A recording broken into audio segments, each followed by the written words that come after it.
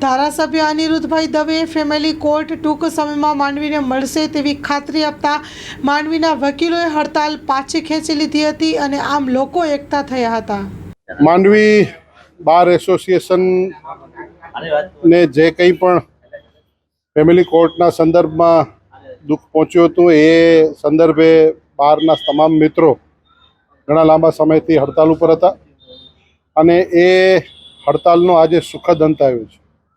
સૌ બારના મિત્રો સાથે મળીને સરકારમાં જ્યાં રજૂ કરવાની હતી ત્યાં સરકારમાં આ વાતને રજૂ કરી છે।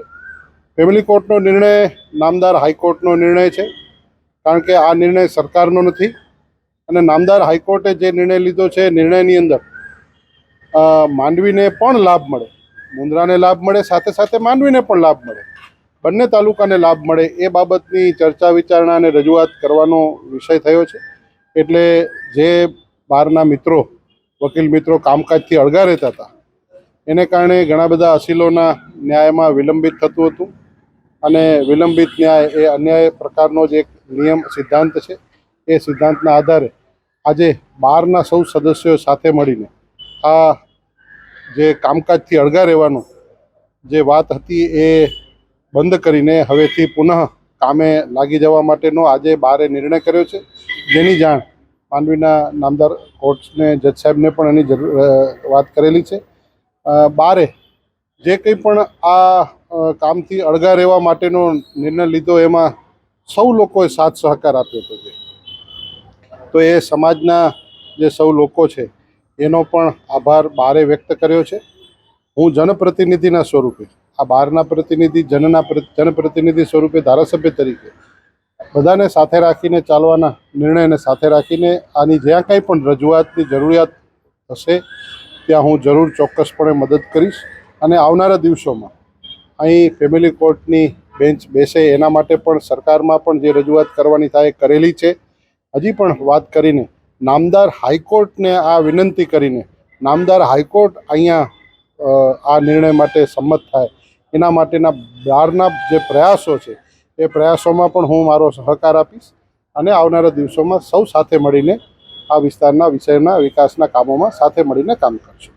જો માંડવી બાર છેલ્લા ઘણા સમયથી ફેમિલી કોર્ટ સંદર્ભે હડતાળ પર હતો અને તમામ બહારના સભ્યો છે એ કામકાજથી અળગા હતા, પણ આપણા વિસ્તારના ધારાસભ્યશ્રી અને માંડવી બહારના સભ્યશ્રી આજે એવી વાત થઈ કે આપણે સરકાર તરફથી, હું સરકારના એક પ્રતિનિધિ તરીકે તમને બહારને હું ખાતરી આપું છું કે સરકાર તરફથી જે પણ કોઈ મદદ કરવાની થશે અને અહીંયા સિટિંગ થાય કે ફેમિલી કોર્ટ મળે એવા પ્રયાસો અમે કરશું એવી હું ખાતરી આપું છું।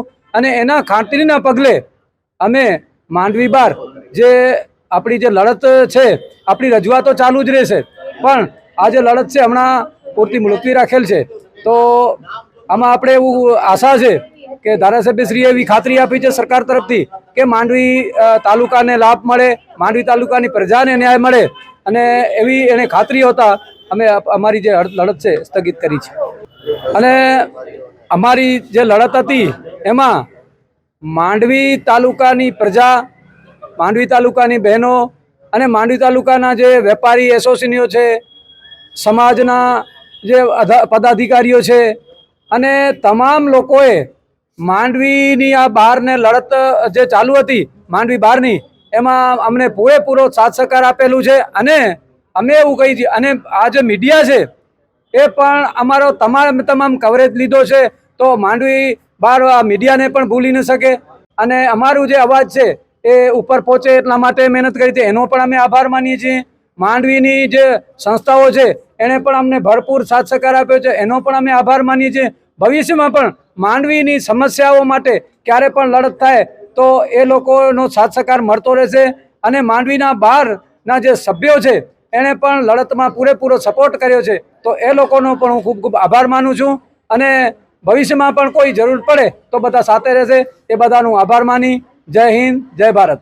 માંડવી બાર છેલ્લા 22 દિવસ ઉપર હડતાળ ઉપર હતું, કારણ કે અમારી ફેમિલી કોર્ટ મુન્દ્રા મૂકી દેવામાં આવેલ અને વકીલો તેમજ પક્ષકારો બધા હેરાન થયેલા. આજે એનો સુખદ અંત આવેલ છે.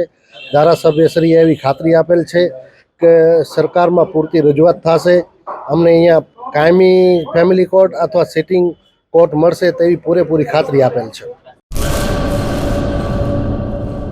सागर लक्ष्मी एग्रीसीड्स ना एरंडा बियारण स्टार्ट ऑन।